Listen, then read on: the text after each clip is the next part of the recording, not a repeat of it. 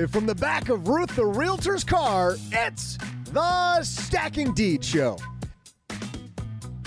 I'm Ruth's neighbor and part-time mechanic Doug, broadcasting live from the spacious, luxurious trunk recording studio. On today's show, want to grow your real estate empire faster? Or are you excited to start? We'll be motivating you today because we have another great guest to share their real estate recipes and their successful secret sauce. In our headlines, we talk about the top things people wish they knew before pivoting into real estate. Plus, we'll answer a call to Ruth's Rotary phone from Amy on how to police your contractor without torquing them off. And, of course, all things come together in the world after I pop in later with my property pop quiz. And now, two peeps who both have a 5-cookie-a-day habit. It's Crystal Hammond and Joe Saul. Say hi. Oh, now that one's very accurate. I would actually up that number to possibly whole package of cookie. I had the worst day yesterday on this same topic, this 5-cookie-a-day habit. This is so annoying. So I'm walking through my house. All of a sudden, my cat throws my car keys in my hand and shoves me in my car. Starts the car, makes it go to Andy's Frozen Custard, like the ice cream place. It's all around here. Totally makes me go and then shoves me out of the car. So I got to order the ice cream. You have to. They have this new ice cream called Girl Scout Thin Mint. Oh, Crystal. They take Thin Mint cookies. They mash them up just like they do, with the cookies and cream. And then they put it in vanilla ice cream. It's so incredibly good. It was so incredibly good. And I didn't want any of it. The cat totally made me do it. Stupid cat. So annoying. Well, welcome, listeners, because I know this was the welcome you were hoping for. That's right. I do have the Thin Mint body wash and shampoo thanks to Target. Do you really? Yeah, I'm a walking Thin Mint. Yes. I might be one for Halloween this year. Seriously. People walk by Crystal like, I'm getting hungry. Yes. If I could walk around smelling like chocolate all day, count me in. I used to feed my dolls hot chocolate like they used to eat. I wouldn't be able to stay in shape like you do. If I had that smell of Thin Mints all day, I would weigh 800 pounds. I find a way. I would totally do it.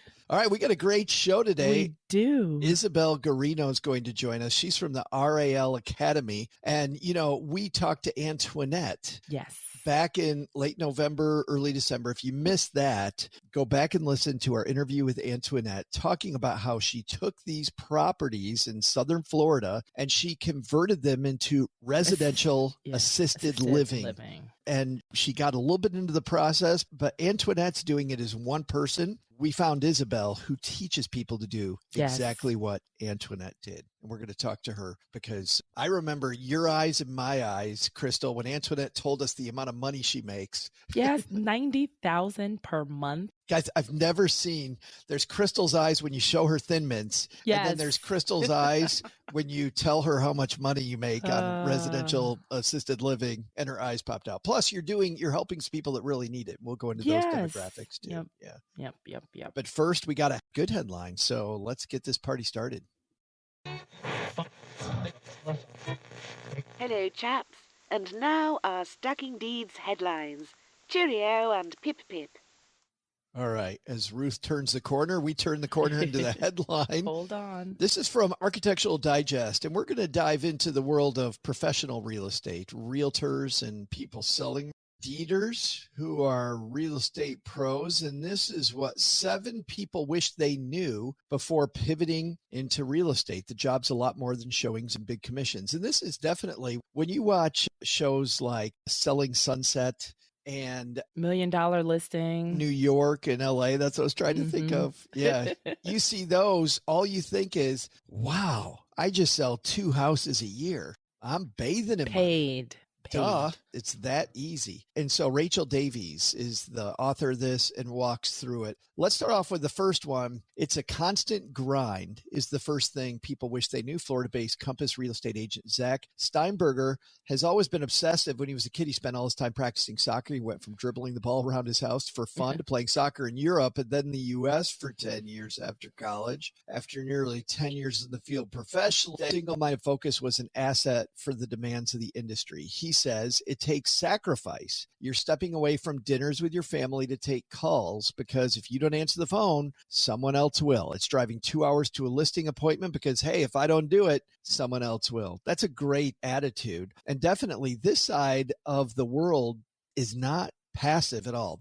If you're a professional in the world of real estate selling, that is definitely a 24/7 job if you're going to be great at it. Oh, yeah. Like he's right. A lot of people, you cannot afford to not answer that call and drop everything to pursue that listing. And you also have to get good at filtering because back in my realtor days, I swear there was this one guy who thought I had nothing better to do than to drive him around looking at properties. And then he would make these lowball offers on each property. So finally I had to break up with that client. But when you're in these higher stakes areas in the game, you really have to be on your P's and Q's. You notice on the shows, they throw these huge parties, the broker parties. They spoil the brokers and that comes out of their pockets.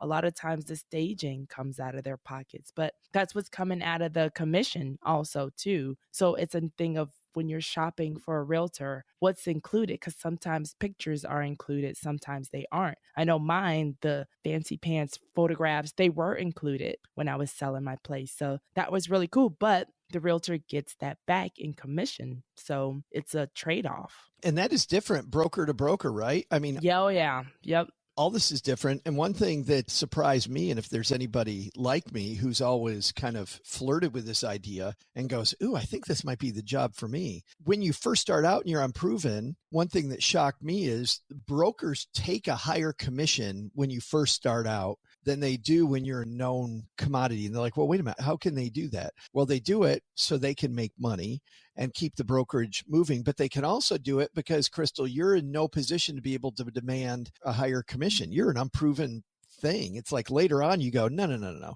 I will go someplace else if you don't pay me X. Oh, yeah. And it's a big difference. When you first start, you think, okay, I'm doing all the work. We're going to get a 50-50 split. No, they get 80% and you get like 20%, but they're giving you tons of resources. They're giving you leads. They're giving you the resources to support that you would totally not have if you were on your own. So until you make that money back, because another industry back when I was a day trader, they were saying it costs $100,000 per year to have you as an employee. So after you make them their $100,000 back is when you really see most of your commission based on the trades that you make. So it's almost the same for the real estate brokerages. It's after you make that money back that it costs, because think about it, like Keller Williams, all these other big companies, their name is already known. So their brand is solid.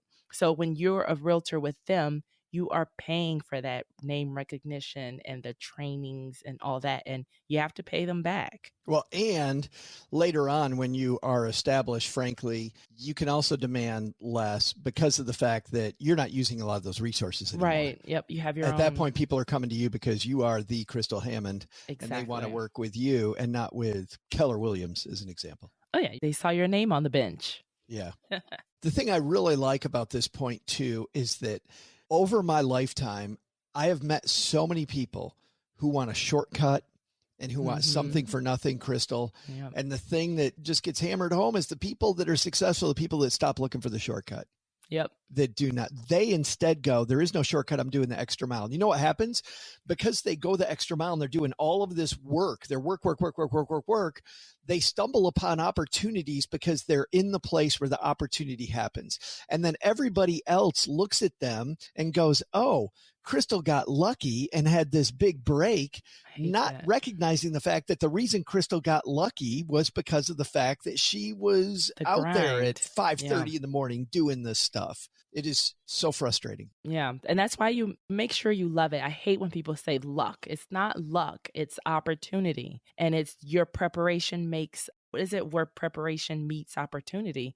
Because look, you're there at the right place at the right time because you're not Netflix and chilling on a Saturday, which is the most busy day for looking at real estate. So it's the grind. It's the grind that pays off. And then make sure you love it, because if you don't want to grind in this industry, it's not for you. Find something that it does not feel like work. I went to a training. I'm in this academy to take my public speaking that I do a few times a year now and turn it into a side business, Crystal. I'm learning about making my speaking stuff a business. And by the way, it's through the National Speakers Association, and it's fantastic. It's the Northeast Texas branch. But what I really like, one of the guys that taught our course a couple weeks ago, he said he's a sales trainer. And he talked about how his best leads almost always happen on a Friday afternoon. And the reason is it's the hustlers and the people that get things done who are still working on a Friday afternoon. Yeah. And the only people you get a hold of are actually the movers. You get a hold of people that are changing the world, changing stuff. He also said, by the way, Saturday morning emails to CEOs are the emails that are the best email. Because you know why? Wow. Nobody else is emailing this woman or this man on Saturday morning but you. So where the CEO is getting 50 million emails on a random Wednesday morning, they're getting one email on a Saturday morning is from you. And it's, I want to come speak at your company about XYZ. It was phenomenal. Wow. That is a good point. Because Fridays are for happy hour. Right. I'm like, well, I'm going to fail at this. This sounds horrible. Yeah. Or check emails during happy hour, or I don't know. My mails might get kind of creative. This is a big one. And this is something to think about, not just for people thinking about becoming realtors or real estate pros, but also people going into real estate investing. You might not make your first sale for months. The biggest problem in this industry, Crystal, is that cash is hard to come by. Oh, yeah. Liquidity is hard to come by. You could have, how many people we've met that have millions and millions of dollars and almost no cash because it's all sitting in the ground somewhere. In the ground. But that is true. This is like the hurry up and wait game. I know back when I was a brand new, spanking new realtor, I used to just attend a lot of meetings, and there was an organization. Well, to be a landlord in Chicago, you had to take a course. So from that course, I made sure I networked with people that was also in the course. Then I found out about the neighborhood lending services. I ended up going to a program they had because they do a lot of training and things like that, and never think you know everything. But that's how I got my first client as a totally new person in the space. They had a meeting for realtors and they did a raffle at the end, and I happened to win. So that's actually how I got my first client, and then just word spread from there. But you never know. You're pursuing all these leads, but I had no idea where my first client was coming from back in my day. Yeah. And if it's going to take months, I see a lot of people in real estate offices that show up with no money. They need a sale right now. Yeah. Desperate. And this is not the kind of job for that, sadly. You're going to do much better if you have to have a lot of hustle and a lot of runway. This gentleman, Scott Giroux from CBG Luxury Realty he says, I didn't get a paycheck for a year and a half because I didn't do a deal for a year and a half. My first deal, fantastic, but it was a long time coming. I mean, just imagine that, just absolutely, how much that would go. You'd burn through so much money. I like this next point. It can be really emotional. Valentina Requizes says that you deal with a lot of emotions. And I didn't know when I first started in the business, you start realizing you need to listen to your clients and really understand their emotional state. This is also something I think that applies to working with contractors, working with renters, all of these transactions, Crystal. Everybody deals in the facts. And I realized this when I was a financial planner. When I stopped dealing in facts and I started dealing in emotions, an emotional state, and helping people control that, they wanted to work with me more. They wanted to hire me more. I became perceived as much better at my job because people were like, he really gets me. This guy really gets where I'm at. And I like working with him because he really gets me.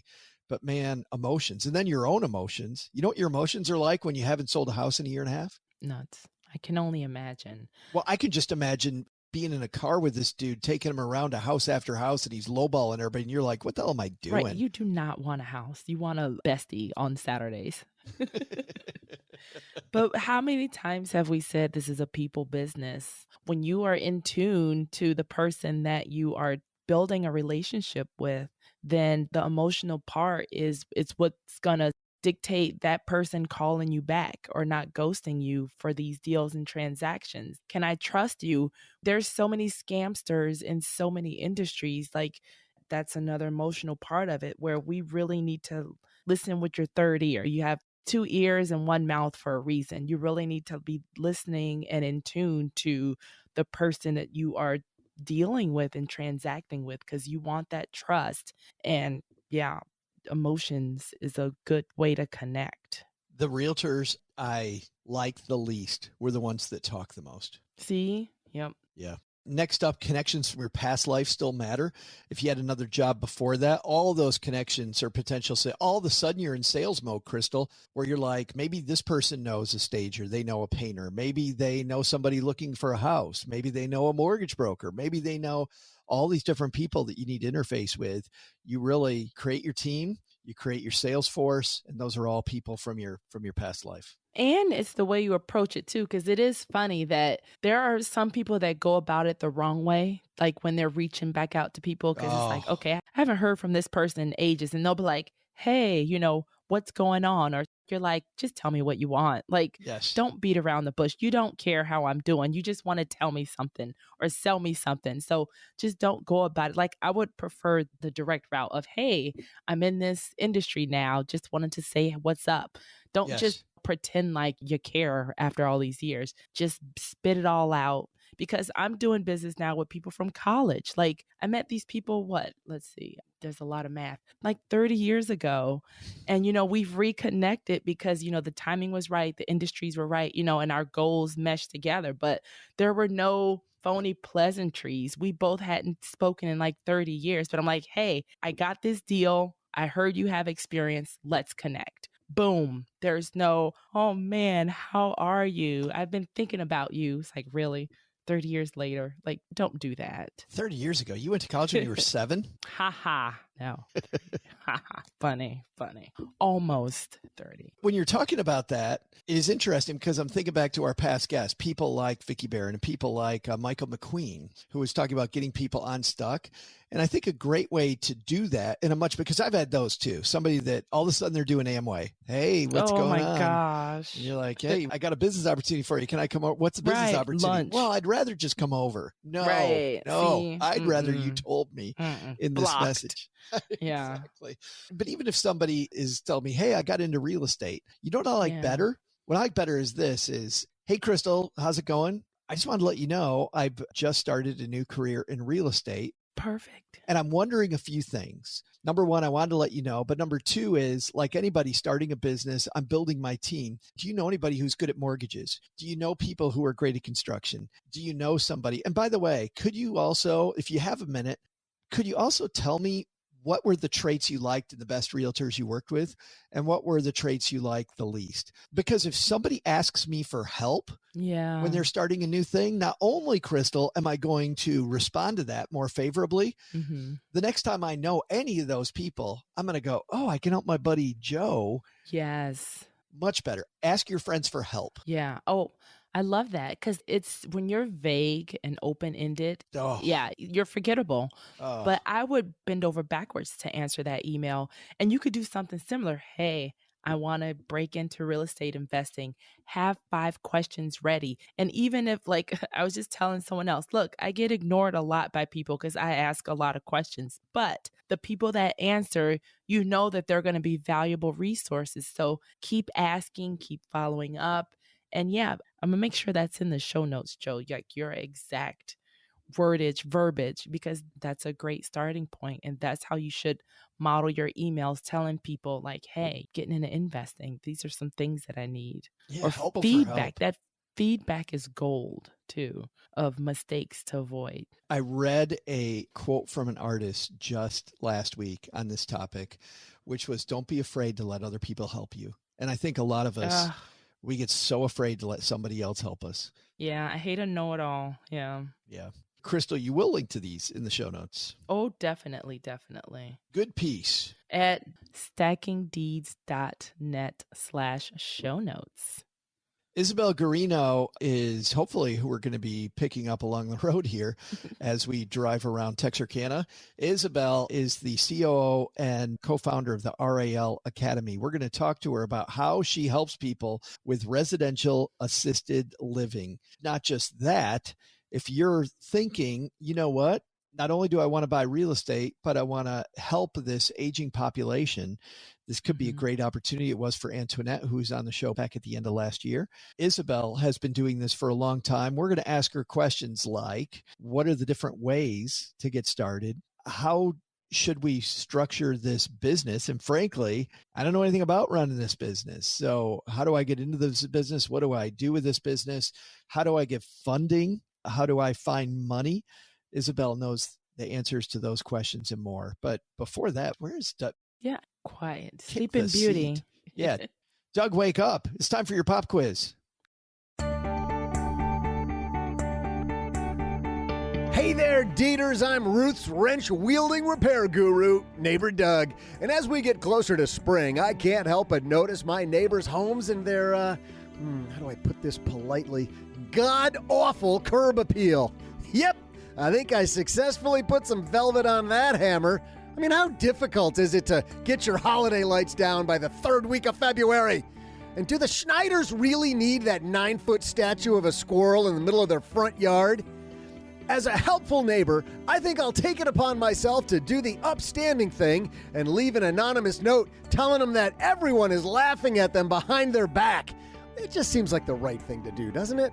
Speaking of curb appeal, one of the United States' helpful neighbors thought Washington, D.C. needed a little sprucing up, so they donated 3,020 cherry trees, the first 2 of which were planted on this date, March 27th, 1912. So today's property pop quiz is, which of the United States neighbors gave Washington, D.C. a boatload of cherry trees?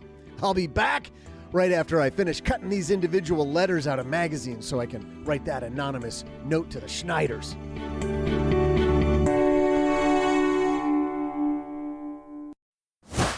Hey there, Dieters. Have you struggled with an insurance company that doesn't understand the challenges of being a landlord? Did you know that traditional homeowners insurance will not protect you in the event of a claim if you're renting out your house to tenants?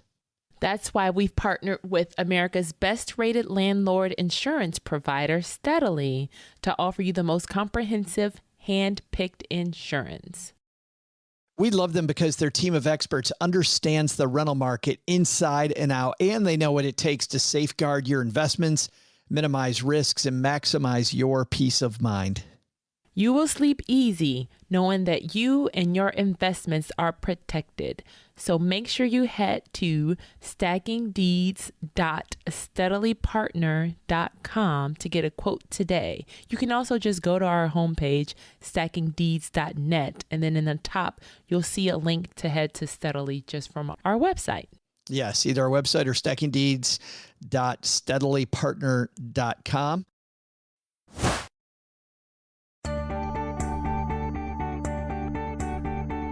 Hey there, Dieters. I'm amateur landscape architect and self-appointed front yard esthetician, Ruth's mechanic, Neighbor Doug. Sometimes people don't realize that the only taste they have is bad taste. Someone needs to offer them some tough love to help protect them from themselves. I mean, having an above-ground pool, it's fine, I suppose, but not in your driveway, in the back of a 78 F-150. And what the hell were the Wilsons thinking when they bought those naked lady mud flaps? And then hung them like shutters next to their front window. Come on, Wilsons, be better. As long as we're cruising the neighborhood, I'll have Ruth put my helpful notes into a few mailboxes. Sure, someone might see her doing that, but I don't need all the glory. I mean, credit for having a great sense of style, sure. If they want to think those notes came from Ruth, that's fine by me, as long as we get things cleaned up around here. Speaking of improving the neighborhood, before the break, I asked you which U.S. neighbor gave Washington, D.C. over 3,000 cherry trees. Well, Geez, I put a clue right there in the question when I said a boatload because it was a neighbor across the pond. In fact, the Japanese government had learned that President Taft's wife had spent time in Japan and loved the cherry trees she saw there. They decided to gift the city those trees so she could enjoy them stateside. And now, here comes Crystal and Joe with today's guest.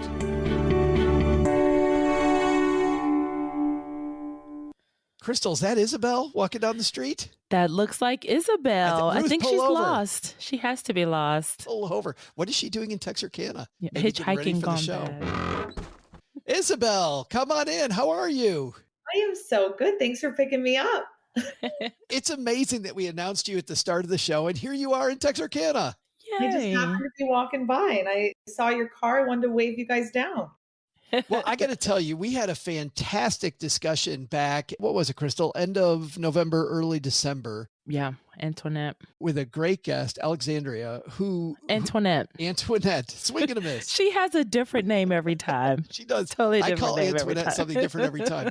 But she started off, Isabelle, just with rental properties, and she realized that doing the type of stuff that you talk about, residential assisted living, would bring in much more money. We were blown away by Antoinette's story. But tell us yours, Isabelle. How did you get involved with residential assisted living? Yeah, actually, it started when my own grandmother needed care. She fell and broke her hip, and my dad had been a real estate investor pretty much his whole life, doing all sorts of stuff, buy and hold, fix and flip, wholesale, low income apartments, you name it. And when his mom needed care, my grandmother, we were looking for something suitable for her, was disgusted by the options, stumbled into residential assisted living and realized really quick, we're going to be paying $5,000 a month for her to live in one of these homes, or we could own the real estate, operate the business. She could live for free and we could cash flow $10,000 a month. So we jumped right in knowing nothing and learning a whole lot along the way. And now we own and operate 3 of them. My dad has since passed, so they passed on to me with that transition. And we've taught thousands of people across the country how to do this. So it's been a lot of fun in the meantime, but it started with that personal need for our own family member. That's fabulous. And I bet Grandma got a much better experience. Night and day. Yeah. Night and day. So what was the time frame then? If you guys needed this for grandma, how long did it take from, okay, light bulb, we need to do this on our own? You know, she was living in upstate New York at the time. And when we were looking for places for her, I mean, they were expensive. They had waiting lists. The food was bad. The care was bad. They stunk when you walked in. It was like really rough. So we decided to do in-home care where you have a caregiver come take care of your loved one one-on-one. And it sounds like a great option, but it costs $27 an hour on average. So expensive. If you need 24/7 care, that's $19,000 a month. People can't afford that. So one of my aunts like pretty much gave up her life to supplement that. We're still paying $5 or $6,000 for this caregiver to come help, but my aunt's, helping out in the meantime. So we knew we had to find a better solution. And so that's when we kind of started looking into residential assisted living. Unfortunately, my grandmother passed before we could move her into our homes because it does take a bit to purchase the business, get it ready. And we got in one of the quicker ways, right? There's 4 ways to get in, but one of the quicker ways is buying an existing business. And so that is one of the faster ways. It was about a 6-month process. But when you need assisted living, you need it and you need it now. It's not wait 6 months. So we had the intent to move her in. She passed in the meantime, but we kind of fell in love with the industry all the while and really just stuck with it after that. So. All right, let's walk through those 4 ways. Yeah. The 4 ways to get started, definitely. First is, like I just talked about, buying an existing business and real estate. So they're already up and running, right? Cash flowing. You're doing the purchase of the real estate asset as well as the business asset. And there's about 30,000 group homes that exist across our country today. So there's opportunity pretty much everywhere. It may be helping you pay for speed and get up and running a lot faster, but it also might not be a good deal, right? You are the market and you have to educate them on what is a good deal. So that is one way. That's to say, Isabelle, before we move on to the other 3, I would guess that's probably the most expensive way out of pocket up front to get in. I would have to imagine that a lot of the monies you could make are kind of built into that price tag. Is that true or no?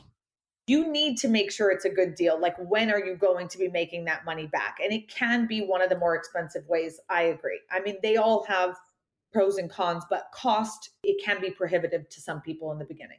Okay. But to your point, you're up and running, bam, now. You're cash flowing right away. So, are you doing seller financing, or what is the deal? How did you get that property? And so it may end up being fine, but it could be expensive depending on how much you paid for the business. I never want people to overpay, right? And so we have to make sure it's a good deal, because just because someone has seniors in their home and has a business does not always mean it's a good deal, right? There's a lot of factors to consider in that business valuation method. So Yeah, then I'm sorry. What are the other three? no worries. Next would be buying a single family home and converting it to become a residential assisted living. When I say single family, I do not mean a 3-bed, 2-bath, right?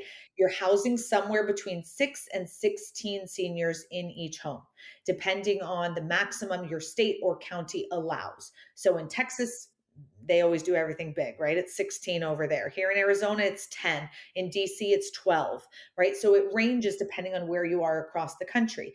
Well, to house 10 people in private bedrooms, private baths, I'm not going to find a 10-10 on the market. I may find a 6-5, and I can do a renovation or an addition and chop it up differently to make it become a 10-10 or a 9-7 or something like that. So that is one way to get started as well. I would imagine that there's some zoning you have to look in on that one, Isabelle. They're still zoned for the most part residential. Sweet. Wow. Yes. Only sometimes That's a do we plus. see where they're like, you have to have a strange variance or change this to commercial, or in 90% of states, they're still zoned residential. Fabulous. Yep. And that was how Antoinette got started, by the way. Yeah, converting. Yeah, Yep. converted. Of our 3 homes, the other 2, that's what we did as well, because Oh, you cool. get to really do what you want then. And also you're choosing a location in a community that someone can say, that's where we need more homes, this Oh, area. yeah. Yeah. A lot more targeting. Sure. Ah. Absolutely. Third way to get started is buy land, build a custom home from the ground up. So when we talk about expenses, that could be one of the more expensive routes. But in some parts of our country, land still exists. And so you can get a nice piece of land and build a beautifully custom suit home. If you're going to have more than 10 residents in the home, it's going to be real hard to do it with a single family home, right? So custom build really goes a far Yeah. way when you have those larger numbers of residents within the home. It seems like that method may be great because I have to imagine you also want an exit strategy on the back end. But man, if you've got this custom built place that is state of the art, brand new, and you're maybe going to do this 5, 6, 7 years, I would imagine those still show really well 5, 6, 7 years from now. Absolutely. And I agree. There is nothing like a custom built one because it is just perfectly suited for this. Even working within the constraints of a single family that you've converted, well, there's certain dynamics of the home that you just can't really change. And so when you're doing that custom build, it really becomes immaculate. And the homes I've gone through that are like that, I'm like, this is perfection. So for any resale purpose or even just marketing the home, if a daughter Judy, an adult child, walks into your home or another home that's been around and in business for a while, they're going to choose you. You're spectacular. That brings up something that I was going to ask you later, but it's a great time with that. How hard is marketing this overall anyway? Because I saw just this last week that, the greatest generation, 80 and older right now, there's over, I think the number was like 44 million people that need some sort of assisted living right now. And when you get to people that are 50 and older, I'm 56 years old. This person in this video is pointing at me going, there's going to be like 75 million of you or some monster number. She's Wow. like, where are these people going to go? And it was the first time I actually worried about it. Like, I'm like, oh, where am I going to go? Because I want to go to a decent place. Is marketing difficult? It is very interesting. You are right on the dollar with those numbers. 44 million in the silent generation, 76 million baby boomers. We're still 10, 20 years out from baby boomers needing care, but we're starting to hit that silver tsunami. They are coming to shore, and we are currently 1.3 million beds short. Yeah. So there Wow. is not enough beds. We could not build them fast enough. And with COVID and with, let's be real, the world understanding and seeing what's happening in big box facilities, a Brookdale, Sunrise, Atrium, they're like, I don't want that. Don't put me over there.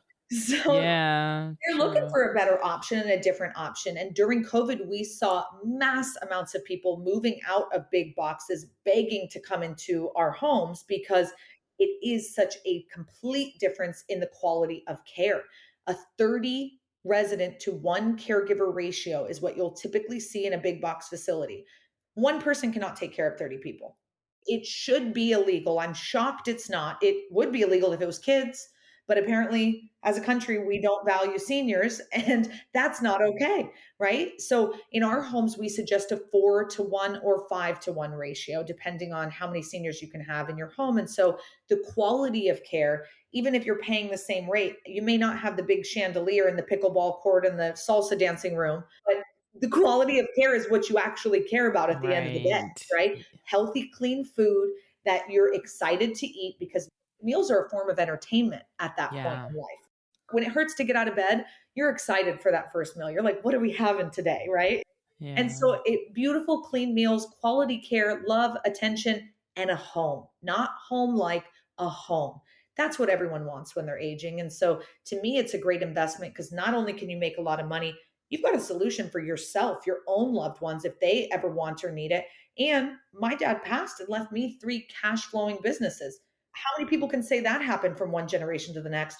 It's a triple threat, right? It's a way to solve 3 solutions and pass your kids a blessing instead of a burden. And so that's why I'm like the biggest fan of this industry. I couldn't tell. It doesn't seem like you are at all.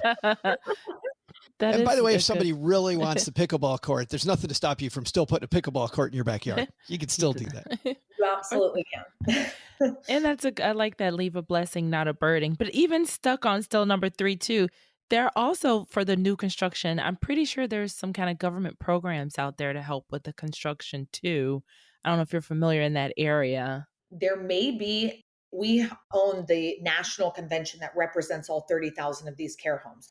There was Nice. no association or representation for us. So when a rule would be passed, it would always be in favor of the big boxes and we'd get screwed over. And so we started that and having lobbying power and really standing up for the smaller care homes. And in our meeting last night, someone said that they're like, we need more, tax breaks and more, help Yeah. with Yeah. having money for these different options. So I do believe that there are some programs. We really focus on private pay assisted living or residential assisted living homes. And so I know if you are accepting Medicare, Medicaid government funding, that there are more programs that will help you get started in this, but it's a whole nother ball game and it's really hard to make money when you're playing that game.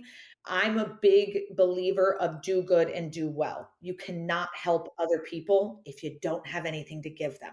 If I can't make money, I can't better serve you. I can't pay my caregivers more. I can't give you lobster and cheesecake every night. You're going to be eating rice and beans if I don't have the Yeah. money coming in to be able to give back.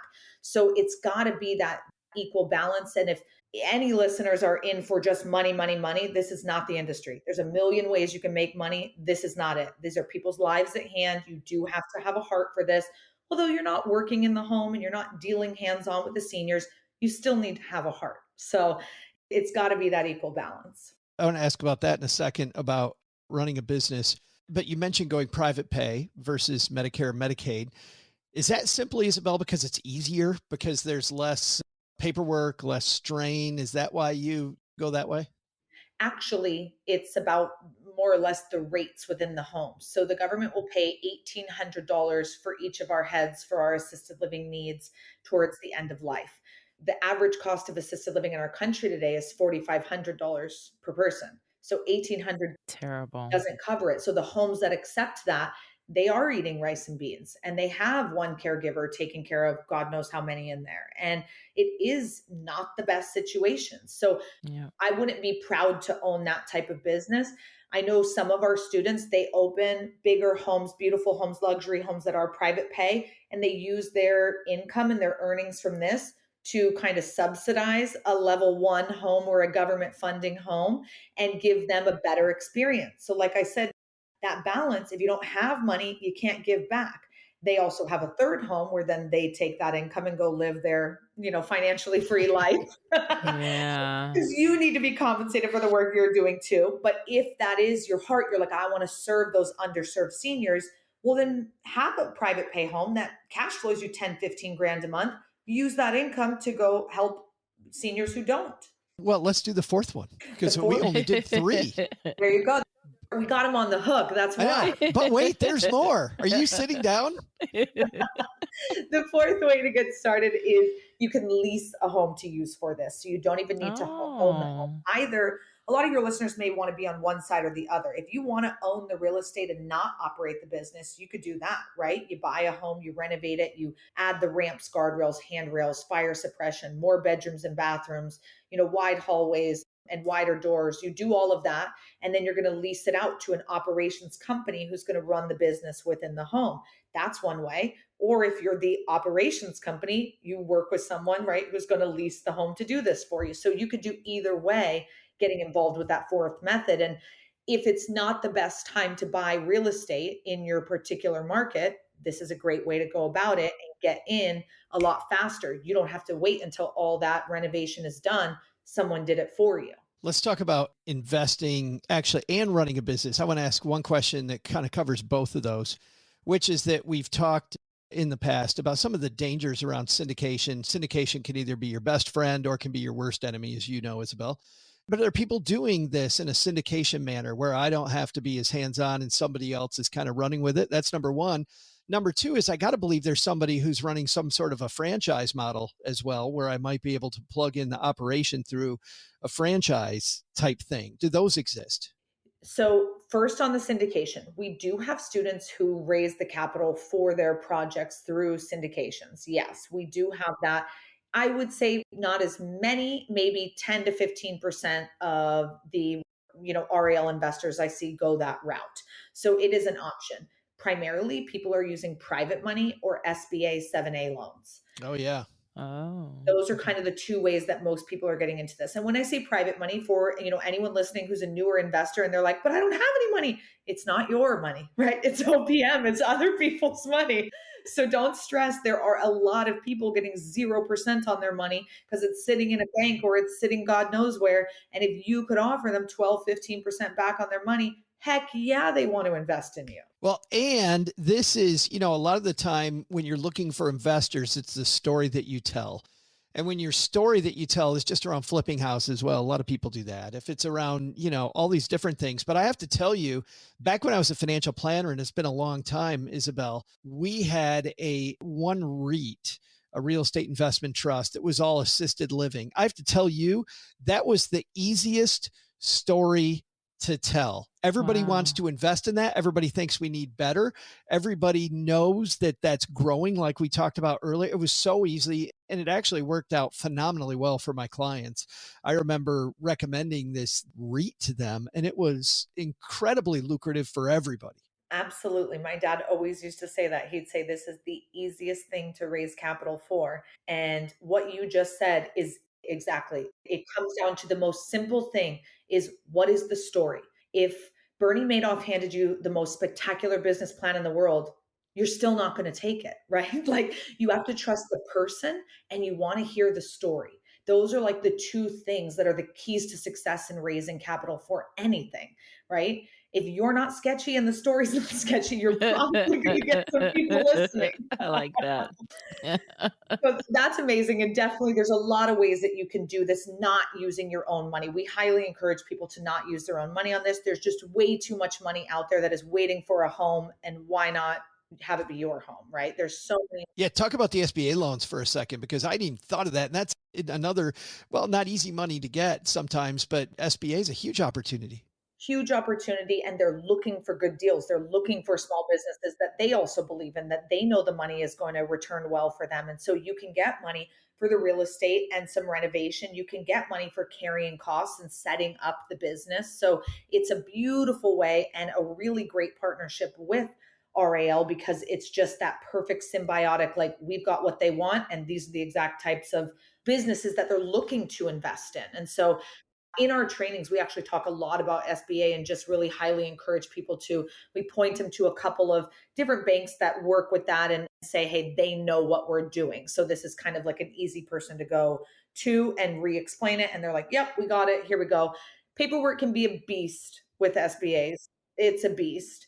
But if you're willing to jump through the hoops, it can be a great way to fund your deal for sure. When we spoke with Antoinette late last year and speaking with you today, I know that our deeders were excited when they heard a different way to buy real estate. I know there was also this friction speed bump when they're like, and you're going to operate a company, right? Oh, wait a minute. How hard a company is it to set up this company and to actually develop the systems to effectively run this type of an operation? Great question. And it kind of links back to what you were saying about, is there a franchise that you can work with who can just come in and be the operations company? As of right now, there's a couple franchises nationally that exist for residential assisted living. Beehive Homes being one, and Majestic Franchises being my preferred one that I like to point to. Both of them are not operations companies, though. They help you find the real estate, renovate the real estate, get it up and running. And then they basically say, this is how you run the operations within the home. But you still run it. You still have your team and you're still building your team. There's no operations companies that exist as a franchise, as far as I know. 10 years in the biz, haven't heard of one. And trust me, everyone asks for one. So whoever's listening and wants to make one, there's a lot of money to be made right there. I was going to say, and if Isabelle doesn't know, I'm fairly certain nobody knows. Nobody knows. Yeah. Yeah. So I'm not sure that there is one, but what I do know is that 80% of this industry is currently run by immigrants from other countries. It is extremely mom and pop, very, very, very mom and pop. So each home is typically like its full own thing. You know, they have their own culture and systems.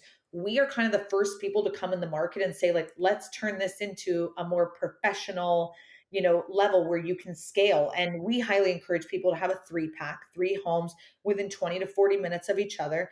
But we've had students who have taken it up to 26 homes. Wow. And, Wow. you can go as big or small as you want.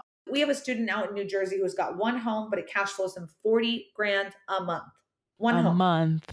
One home. Wow. He's like, I don't need another. Like, In he Jersey? goes to the home and he just grills for them for lunch. Like, he's just like, this is Wow. my job now. He's like, I'm That's the griller, beautiful. What time is lunch? right? Exactly. So it's up to you and your personal investing goals. It may be one home that gets you there. It may be 3 and it may be 26. It's whatever you want and what your vision for this is.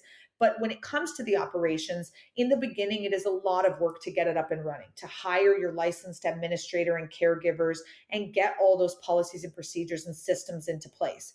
We highly encourage people to run this hands off. There are other people who teach on this and they teach you how to live in the home, work in the home, be the candlestick maker, the cook, and the baker. Not what we do, not what I want you to do. I've got 3 homes. I visit them every other month and I spend 5 hours a week on my homes. All of my staff at the REL Academy who own and operate homes, they're all down to 5 hours a week on their homes. That's where you should be once the home and the systems are up in place. It is work up front. Hear me loud and clear. It is a lot of work up front. But once the systems are there, once you have your staff, you should be able to get to the more hands-off where it is just check-ins. Is the roof on fire? Okay, cool. We're good. I get this coaching from a group called Strategic Coach that it's funny. Strategic Coach works with entrepreneurs who are highly successful, but the first thing they teach you is what got you to this point is not what's going to get you to the next point. And to your point, Isabelle, the paradox is the less you're around, the more efficiently your thing is going to operate, which blows everybody that I came to Strategic Coach with. We're all like, nope, you kidding me? The reason we got here is because of me. Right. And you're telling me, but what that means and what I think you're saying then is you've got to create systems and empower people to do the thing. And if you're a little bit unavailable, not incredibly, not always unavailable, just a little bit unavailable, people will come up with these creative ways to handle these everyday problems instead of just asking mom. And you are nodding your head big time. Because that is everything in any business. I always tell people it always starts with the like, don't do anything. Ask me for permission for everything and I'll tell you what to do. And eventually over time, they learn you and learn how you'd make decisions and learn what you want. And then things move up to the box where it's like, do it and tell me what you did and we'll review it, right? I'll tell you what I would have done differently or say, kudos, good job, you did it. Eventually things get to that final box, which is do it. And I don't even care. Don't tell me because I know you made the right decision. And even if you didn't, it already happened. So we're good. And the big aha for me is your employees' job satisfaction actually goes up because they feel like they own it. They own the decision. They own the thing. They own their success. And I don't know, I feel like there's 2 different types of owners. There's these owners, and you see this, in real estate all the time. There's these people that don't trust anybody. and always everything is a fight uphill. And then there's these people that have these people that work with them that empower them and really are these inspiring people. And you see their employees and how excited and happy they are to go be a part of it because it's theirs. Absolutely. I love when my staff say our business. Yeah, there it is. Oh, that's the best, because it is like, I want you to feel ownership, because then you're going to make decisions thinking about the mothership, thinking about what's best for everyone here, not what's best for you. Because it's not about any individual. It's not about me either. It's what is best for us all collectively. So when they can change that language to our and we and us, it's like, that's when you know you have someone who's loyal and on board. But it is a hard path, though, Isabelle, to get there, to going, I'm only going to do this 5 hours a week. Like, it sounds great. Nope. It is very difficult to be that hands off, but you're right. It's kick ass when you can do it. Crystal, you got something else? Yeah. Well, what do people get wrong here? Because I know, it's not smooth sailing, and like, what do they get wrong? Where do I begin? How much time do you have? Welcome to hour 3 of today's podcast. We're about to have a Joe Rogan episode. It's going to be.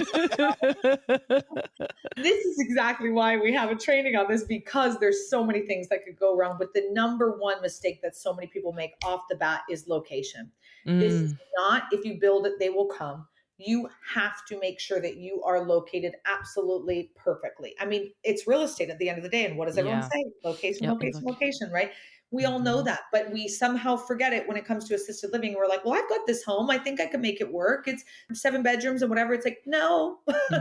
So what we're looking for is demographics. We're looking for the majority population of an area to be 50 to 70 years old, who's making twice the median income, who's a homeowner.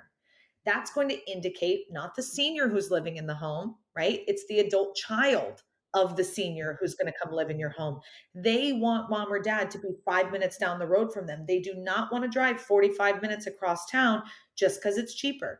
So when we know where they live, eat, work, sleep, play, that's our target market. We want to be right near them. It's also going to lead us, if they're making twice the median income, it's probably a more affluent area. So it's going to lead us to a more upscale, luxurious, affluent area where the homes are typically larger, right? We're having a bigger footprint there. And so it's really going to guide us in the direction, as the demographics is absolutely a number one key. That's great. I would have never thought of that. So yeah, that's a huge tip. If there were only an academy, I keep thinking this, there were an academy where we could actually get educated and learn what the hell we're doing, Isabelle. I know. I mean, who would have thought of this? No, we absolutely love teaching people how to do this, because it's real estate, but it's combining it with a whole nother business that a lot of people don't know about. And so we get the most amazing students in class, whether they're medical professionals, real estate investors, or totally out of the blue, do nothing with that, right? We've had Alaskan fish farmers come to class and open care homes. So it's all over the place. As long as you have a good heart, right? Not the Grinch, not two sizes, right? Yeah, no, to your point again, doing well by doing good. Yeah. Yeah. So how do we learn more? RAL101.com is a great place to go to check out a bunch of free information. We've got books, webinars. You can schedule a call with me or my team at RAL101.com. And also, I should mention this, we are relaunching our podcast, which is the Assisted Living Network. So that should be launching mid-March. I'm thinking March 15th. It was an old podcast we had, and we are giving it some breath, some life, and it will be back. So feel free to tune into the Assisted Living Network. That's fabulous. We'd love to have you back on once that's up and running as well to chat more about that. Yes. Anytime. You let me know. Awesome. All right. Well, we got the rest of the show to do, Isabelle. Get out of our car. I'm gone. See ya. Thank you, Isabelle. Big thanks to Isabelle for joining us. Man, Crystal, page full of notes. Oh, yeah. Look, like I would probably take her course because this is really good stuff. And what does everyone say also? Location, location, location. Like, that's your bread and butter. So it is funny that the website she gave us for looking up, like the shortages and the average pay, make sure you're on that crime website too. You can cross check. But, like I said, it depends, if you know the neighborhood, because it gave my neighborhood an F, and, that makes absolutely no difference. So If Crystal lives there, it's clearly an A. Duh. plus, triple plus. Hey, time for a call to Ruth Rotary. And before we get to that, we have had a few emails from our deeders, Crystal, about the fact that, hey, we keep teasing about the fact that nobody's leaving us voicemails. Yeah, voicemails, emails by voice, that nobody's leaving us those. And we've had quite a few people go, hey, the thing's broken. And it turns out, Crystal, it's broken. It's broken, yes. Because now when you go to stackingdeeds.net/voicemail, you can push record. And when you push stop recording, nothing happens. But there's a little microphone. And when you push the microphone button, it opens up a new window where you can actually record, stop recording, and then submit. So I've reached out to the web people, so they're going to get back to me. But it is weird. So it's some kind of thing with the little app where when you go to the website, you have to click the little microphone. It's like on the bottom right of the page. And then it'll open up another window, because then you'll see you have two windows open at the same time. But that's the workaround for now till they fix the website. Thank you guys for letting us know. So much. Appreciate that. So for today, we are going to do another written one. This one comes from Deeder Amy. What's Amy asked, Crystal? All right. So Amy is asking, how do I make sure my contractors are not cutting corners with materials, supplies, and doing everything that I'm actually paying for without pissing off the contractor? Because I had a friend, they have a project, and they have caught two really big mistakes that their contractors made. The first mistake, the architect actually found they were trying to build on some like old dirt, or I didn't know dirt expires. I thought dirt was dirt, but yeah, apparently the architect came out and was like, they can't build on top of that. And so the contractor was pissed. And it was funny because they had to pay the architect $600 for a site visit. And it's like, that's going to get expensive. Like, I can't have the architect, watching over their back, because that's costing me more. And then another mistake that we caught was that the second time it was just a random visit, and they noticed that the plumbing was on the wrong side. And then the contractor was like, oh yeah, I saw that. They're going to fix it. And it's like, dude, how do I avoid stuff like this happening? You said we. Were you in on this deal? Oh, no, but I always speak like I'm French. I always say we. I don't know why. That's my default, is to say we. But I'm saying we as on behalf of our deeders. How do we deeders make sure that gotcha. I'd love to get your take on this, Crystal. Thanks, Amy, for the question. What I've found talking to not just clients that own real estate, but watching my own son very closely build his real estate empire. And then when we've done work, I have been most frustrated when I'm working with a contractor who will not separate the labor from the supplies. And if you don't separate the labor from the supplies, then I don't know how to spot check you. And I do believe what my most successful clients told me when I was a financial planner, which was trust but verify, right? Yeah. I don't have to check everything, but my contractor needs to know that I'm going to be checking things. And I like this idea. Well, I don't like the idea of upsetting your contractor. Yeah. But I do like this topic because I've found the more I communicate positive and negative with my contractors, the less offended they get when it's negative. So if they're used to a constant stream of contact and either praise or not praise, let's fix this, let's not fix this, they don't take it personally. But if I don't communicate anything for 3 weeks, and then all of a sudden I'm asking them, what is this thing over here? They're like, why are you all of a sudden on my back? Yeah. So I want to remember that. And by the way, that's just great when you work with anybody. The more feedback you give people, if you got to go negative, the less personally they're going to take it, the better they're going to take it, and they're going to change the behavior. But it's easier, not even easier. You can only do that if they give you the itemized cost of supplies and then the labor separately. If they don't want to do that, I'm not that excited about working with them. I've worked with those people before. I don't love it. Because to your point, Amy, I really can't tell where they're cutting corners. And I know that when a builder builds a house for themselves versus building a house for me, they're going to use different materials because they're trying to make money. And I totally get that. You know what? If it ends up suiting my needs, frankly, most of the time I don't care. But I really like, to your point, to know if they're cutting corners so much that we're going to have to redo everything or that it's not working. I remember hiring a roofing company and having to fire them right away because the way they were putting the roof on, they were putting the roof on top of the existing roof. They weren't even taking the old one off. And you know what's funny? How many times I've seen that? The number of times I've seen that where they're like, oh yeah, we're just going to put shingles on top of the ship. What the hell are you doing? Wow. What are you doing? That's nuts. Yeah. Trust but verify. Yeah, I love that idea, the constant communication. I would say, which I'm going to do for my project since my new construction, I'm remote, it's baked in my budget to have the project manager. So oh, yeah. I have to look at my paperwork to see what percentage it is, but a percentage of the project will be run by the project manager. So that'll be the muscle, quote unquote, that'll be there every day checking in. And it's not even going to be like a policing kind of thing. It's just like hey, it's Monday. Let's go through our punch list for today. What's going to happen for today? It's like an agenda. It's like your pre-meeting. And then, at the end of the day, hey, what did we get to? And I stole this from work. I'm on a detail where the programmers, they have a daily, they call it a scrum meeting, where you talk about, all right, what's on the list, what's on the back burner. And every single day is just like a 10-minute, well, it always ends up being longer than 10 minutes, but it's advertised as a 10-minute quick check-in. So have that in your contract that there will be a daily or weekly 10-minute before you start. And at the end of each day, a check-in saying, this is our list, this is what we ordered, and you make it an automation, like a routine, instead of like a policing, but you want to check and balance. And you can even, hey, blame it on the bank.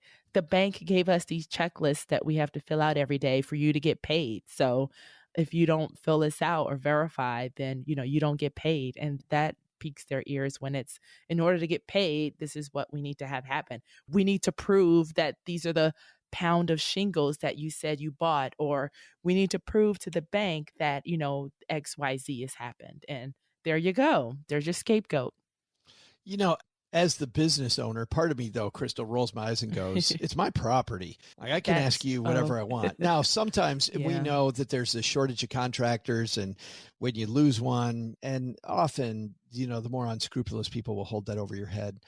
But another way that I've seen this handled on top of, and I love the kind of check-in, check-out process you're talking about, is also in the work, have your contractors sign a contract with you that details what they're going to do and what they're not going to do. If you have to fire them and you go to court, you actually have a written document that they signed. What's funny is, and what my son has found, going just back to the closest person to me of all the different people I know, because I know Nick doesn't care if I talk about his deals a little bit on the show. Other people may care. These people will sign anything to get the work. And then later on, when they violate it, Nick can bring it up later. And in some cases, it made it better and it smoothed it out, going, hey, we went over this in our contract, that this was the way we were going to do stuff, and you're not doing that. In other places, he's had people go, fine, sue me.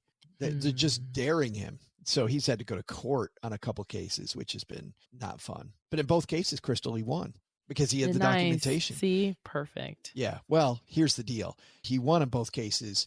On one, he got the money. In the other one, he won, but he still got nothing, but he only got the satisfaction of the court agreeing with him. So doesn't guarantee anything, but I do think, Crystal, having that in writing ahead of time really helps. It just lays the foundation for the relationship. And it also shows what a professional you are when you're having this written contract with the people that you work with. True. Yep. Get it in writing. How did you find your project manager? What part of the team? So I asked around, because I didn't know that was a thing too. And that was one of the things that part of my team, they were like, we need a project manager unless you are going to be here every day. I was like, no, I didn't know that was a thing. Yes. Project manager sold. Fabulous.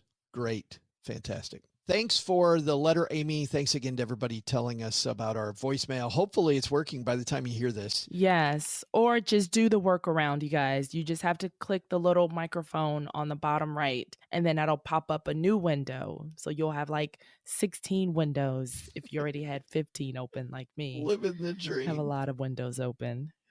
And how do people get there? Yes. Head to stackingdeeds.net/voicemail. And then even though it says start recording, go ahead and hit that bottom microphone on the right. For now. Hopefully it'll be fixed.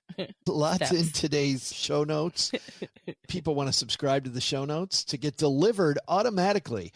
We have our team scurry over to your email box. Yes. And we send them out and they work very quickly. We load up the sleigh with all of the email goodies and we send them across the world to wherever you are to your email. Well, it's actually Joe's cat, because after the cat hands Joe his car keys to go drive to get the ice cream, the cat's like, Crystal, it's time for show notes. Look at him sleeping right there. Yeah. What a just lazy. like a baby. Yes. So peaceful. But you head to stackingdeeds.net/show notes, and then you will get them hand delivered. Big episode coming up next week. We had Scott Carson on recently, who helps people buy mortgages from community banks. After that episode, we had a couple deeders reach out and go, have you looked up Scott Carson? And there was a bunch of stuff about Scott online. Then we went back and we talked to Scott. We're going to talk about doing your due diligence. Yes.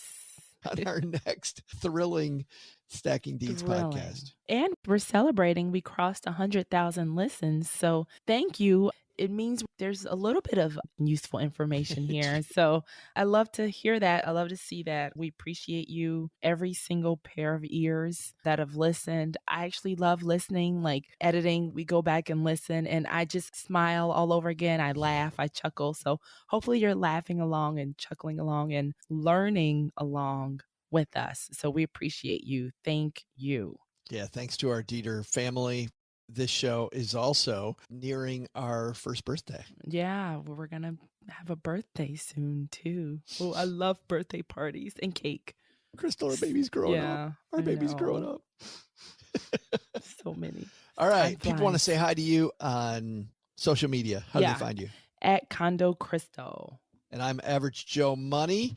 You can find me on Twitter/X there, or find me generally at the Stacking Benjamins podcast. All right. We'll see everybody next week. Yes. Go get the real estate going. Doug, what should be on our to-do list after this episode?